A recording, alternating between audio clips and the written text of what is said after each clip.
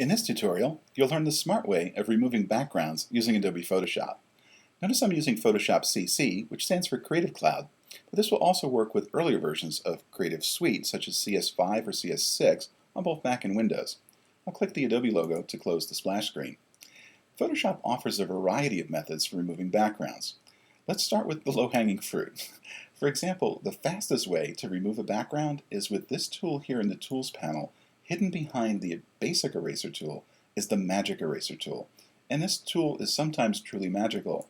Even with the default tolerance of 32 that you see here, one click of the mouse has removed the white background. So the checkerboard square pattern you see indicates transparency. And if you're happy with that, you're done. However, this is not necessarily a best practice because I just destroyed all the pixels on that layer. So as I'll show you in the next example, it's a good idea to duplicate your layer before you do that. The other thing that's very important is that you don't save this as a JPEG file because JPEG does not support transparency.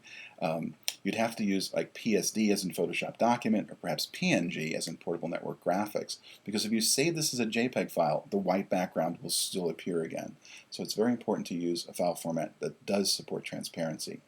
Now let's look at a more practical example on how you might professionally select and perhaps mask an image to get rid of the white background.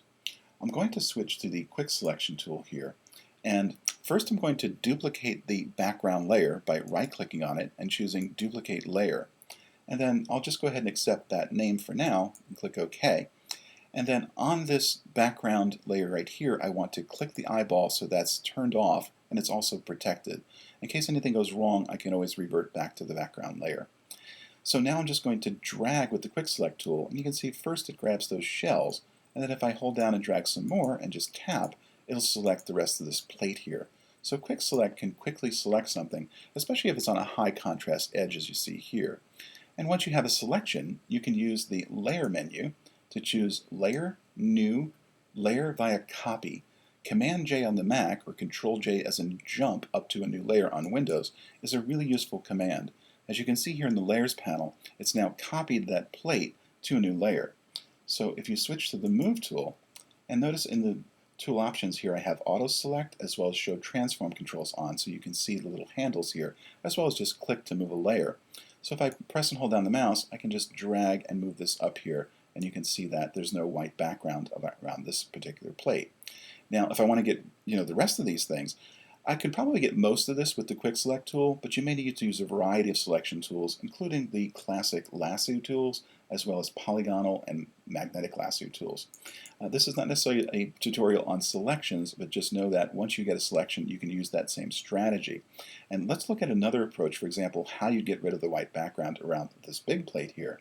Again, I'm just going to use Quick Select, and those pixels are on the background copy layer, so it's very important that that's selected. And then I'm just going to drag over this dish, and it's not grabbing the pixels on the plate above it, it's grabbing what's behind it. And then this button right here is really useful. Refine Edge is available with all selection tools, and when you click that, you'll actually be able to do things, for example, like maybe feather or smooth out the edge a little bit, so it just has a little bit softer of a transition to the background. And this is a very powerful menu. The most important part is that you select down here where to output. Rather than just the selection, if you choose New Layer with Layer Mask, watch what happens when I click OK. You can see all of the pixels have been removed. However, I still have my background copy. I can still turn that on and then select those other objects and copy those to new layers and stack them up there as well. So let's look at another example of how, rather than remove a background, you might want to change it to like black and white. This is one of my favorite effects in Photoshop. You can see how red gets red. It just really highlights that bike. And this is a really simple thing to do in Photoshop. You simply select the red bike layer here, and then again you can use Quick Select, but I'm going to shrink my brush by tapping the left bracket key a few times. And notice that shrinks my brush size here in the tool options. This is how the pros do it for selecting things with Quick Select. You just tap, and then I'm looking for that particular red color. And then on the Select menu, there's a really useful command here that says Similar. That's going to grab similar red colors. However, notice it grabs some red up here as well as over here. Now I'm going to use what's known as Quick Mask mode. This little round peg in a square hole here allows me to switch to Quick Mask mode. And I can kind of see that in like a green screen. And I just need to rinse away by switching from black would block to knock the mask away, but I just want to switch the colors here so that I can just erase using the brush tool. That's what I want to do.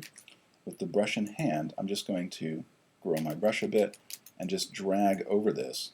I'm going to hit the letter X so I can switch to the black color and just erase away that red. I'm just getting the red out. So this is much easier to use. The brush can be refined as well. I'm just wanting to, perhaps I'm going to hit the letter X here and restore this area here to unblock it. And once I'm happy with the selection, I can simply come out of quick mask mode by hitting the letter Q or that button there. And then I want to select the inverse of the bike. So I'm going to go to the select menu and choose inverse. Now everything but the bike is selected. So I can simply add a little layer adjustment here with this little half moon shape. If I pop that up and choose black and white, that does a much better conversion to black and white. In fact, you can use different filters, for example. If I want to use maybe like a red filter, for example, you can see it kind of bumps it up there. You can also do like a duotone as well. Maybe I'll lighten that up a little bit. So now that's non-destructive. As you can see, I can turn that layer on and off, and it hasn't hurt the pixels. So there's a variety of methods that you might use to just knock out the background on something, or just enhance it with the power of Photoshop.